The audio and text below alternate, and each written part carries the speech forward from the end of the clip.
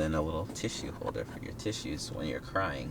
Hey guys, welcome to another episode of Ljs Garage. I am sitting in a 2023 Toyota 4Runner, and this one is a TRD Off-Road. So if you are on the market for one of these, well, stay tuned for more. I'm going to give you guys a little bit of some specs, talk about some features, and then give you a little walk-around tour of what this has to offer. So if for some reason you've never seen a 4Runner and have no idea what a 4Runner has to offer, don't worry, LJ is going to take care of you. You're in good hands. And special shout out to Vosstoyota over here in Beaver Creek, Ohio. If you're in the Dayton, Ohio, Cincinnati, Columbus region and you care to check out some Toyotas, be sure to stop in and ask for Morgan. Honestly, this is probably the worst time thinking about it to be doing a 4Runner video because I'm thinking of trading in my Grand Cherokee. And they did just get a trade-in on an FJ Cruiser. I like those. I don't know why. There's just something about the FJ that I like so much. But the thing with Toyota is you know what you're going to get. This is going to be the 4-liter V6 that makes the same power it always has. There are very few safety features on this, but the ones that it has, they're the important ones. So, without further ado, let's talk specs. Like I said, 4-liter V6 that makes about 270 horsepower and about 278 foot-pounds of torque. The 4Runner is capable of towing about 5,000 pounds, which is pretty solid. And as far as gas mileage goes, you're looking at about 16 city and about 19 highway. I would say that gas mileage is pretty decent for the 4Runner. I mean, it's a little bit behind. Nowadays, most of the SUVs of this size are either hybrid or they have some sort of mild hybrid system. So it is a little bit behind and it could do better in the gas mileage area. But at the same time, you're not buying a 4Runner for that, are you? And if you are, well, let me know why. Why are you buying a 4Runner for gas mileage? We need to talk. The base trim is going to be the SR5, and so the good thing with the TRD Off-Road is you're going to get most of the key off-roading features that you need, such as a rear locking differential, 4-wheel drive that's part-time, so you can just shift to 4 high, 4 low, all of that stuff. This also has 9.6 inches of ground clearance, and not only that, but it has a limited slip differential. So if you want to know some of the key things that you're going to be missing like the skid plates, you're going to be missing the Fox suspension, you're going to be missing the front center locking differentials, all the things that make you a full off-roading machine. But at the same time, a rear locking differential is usually plenty, the ground clearance, the meaty tires, and this does have TRD wheels, so it looks nice and crisp. I think this is a overall, in this white on black color, money. The other thing that I forgot to mention is that you are going to have crawl control. If you don't know what that is, search Toyota crawl control. They have some awesome videos from Toyota already. I might insert a clip if I'm feeling generous, but otherwise, those are the key off-road details that you need to know. As far as transmission goes, you're going to have a 5-speed automatic. It's been here for some time now. Years. I've lost track of how many Toyotas come with this 5-speed automatic. But the thing is, it's reliable. So it's up to you to decide if that's really worth it. To me, I think it is. It is a little bit sluggish, and that's why the gas mileage isn't as good as it could be. If they swap this to like one of the 8-speed or 10-speed automatic transmissions, they'd get better gearing and better gas mileage. But what do I know? I'm just a guy who has a camera and films cars. So, with that being said, if you are new to the channel, consider hitting that subscribe button. By the time I post this, I think I should be at about 8,000 subscribers, which is awesome. So if you are returning, thank you so much for the support. And if you're new, join the party. Welcome to the team.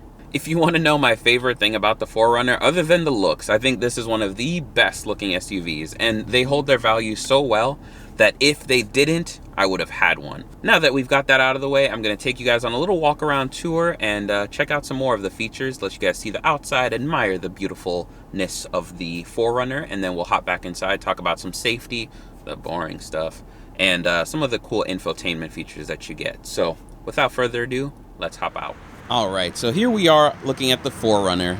As I mentioned before, I think this is one of the best looking SUVs on the market just because it's rugged, tough, and almost honestly better looking to me than the Wrangler. I talk about the Wrangler a lot. I think it gets too much love and this does not get enough. But anyways, TRD wheels, you're going to have running boards right there, which add a nice little pop of flair to this. This does have little mud flaps. Check those out. But the white with the black, it's just overall nice, sharp, stunning. And I mean, I don't know. You guys let me know what you think. There's really not much to talk about. This 4Runner design's been out for a while. Probably a good 10 years now. So taillights, rear end, all of that looks good. So let's go ahead and show you one of my favorite features, which is the ability to put this rear window down. They still have that. And then with the rear window down, you're able to see all this cargo space that you have here. But we'll go ahead and we'll open up this trunk. Unfortunately, with the TRD Off-Road, you don't get a power liftgate, but you do have the option to use your hands, manually of course. And then back here, you're gonna have lots of space. This little box will demonstrate just how much space you have. It's a good little bit of cargo area. And underneath this, there's not much to talk about, but you just have a little loading floor. It does have little tie downs in case you do need to tie down stuff for tying down. All right, so now let's hop into the back seats. Ugh, pretty easy to get in and out of. So I'm 5'9", I'm sitting comfortably. These seats unfortunately don't go back, so this is what everything looks like for me. Let's flip this around. Ignore the darkness, but yeah, this is me. This seat's set for right about my height, 5'9", so it's not the biggest second row seats, but if you are taller than, let's say, 6 foot tall, it'll get a little snug back here. But look at all the cargo space that you have. This is a nice bit of cargo space. So I think that the trade-off is worth it. And if you don't have full, gigantic, enormous adults in here all the time, perfect size for most people. And now I've got this seat pushed back so you guys can see it in its normal position. In the center armrest, you're gonna have an armrest, and then you're gonna have 2 cup holders. This does come out for easy cleaning. So if you've got kids back here and they make a mess, well, you can clean that up, right? Bam, bam, bam. Then down here, you're gonna have 2 little charge ports. They're gonna be your little Type C's. Bam, bam. You're gonna get rear vents, but no controls back here. And then we'll take a sneak peek of what up top looks like, or I should say up front. But if you've been in any 4Runners in the last 10 years, it should all look fairly familiar. Here's another shot with the back seats up. This even still has the normal Toyota beep. Listen to that. That's like 20 years strong or something like that. Maybe more than that. And of course you are going to have keyless entry, so you lock by touching there. And when you're ready, you unlock by sticking your hand right in there. And let's hop inside the front where all the action happens. Seats are going to be cloth. They are nice to the touch, good material. Everything else is nice. I'll give this a nice little startup. You get a little animation right there. You will notice that your gauges are analog, and I like where Toyota's got the little fuel gauge in these. I just think these little gauges, they're adorable. But everything is nice, good to the touch, nice steering wheel. This is where you're going to have a couple safety features. This is where you're going to have your forward collision avoidance. You can press that to turn it on and off. Then you're also going to have your lane keep warning. This doesn't have active lane assistance, but it will have the warning to let you know that you're drifting out of the lane. Other than that, most of the other buttons are familiar, nothing to dive into. On the left-hand side, you'll have some lighting controls, your mirror controls, and your little on and off switch for your outlet. You're gonna have your push start button there, but moving over to this side, you'll notice that these are all physical buttons, and you can use this touchscreen if you really wanted to. You're gonna have your Bluetooth, Android Auto, Apple CarPlay. Otherwise in here, there really isn't much as far as settings go. You do have the option to get a Wi-Fi hotspot in here if you did want, but otherwise pretty basic. Straight to the point, and nothing to really dive into. Moving down here, you're gonna have normal climate control knobs, so this is all familiar. Nice little rugged feel to them. Air conditioning button, your recirc, then you got your rear defroster and your side mirror defroster. Down here, you're gonna have your 4-wheel drive controls. Shifter, familiar again. 5-speed automatic, easy to use. Old school. Then you're gonna have your control here for your rear window. So that's right there, and it is auto up and auto down, which is a nice little one-flick touch. Coming back over here, you have cup holder there, another cup holder there. Opening up this, you'll see that you have a nice center console, storage area with another bam bam outlet right there, and then a little tissue holder for your tissues when you're crying. Then over on this side, you have your glove box. Bam bam.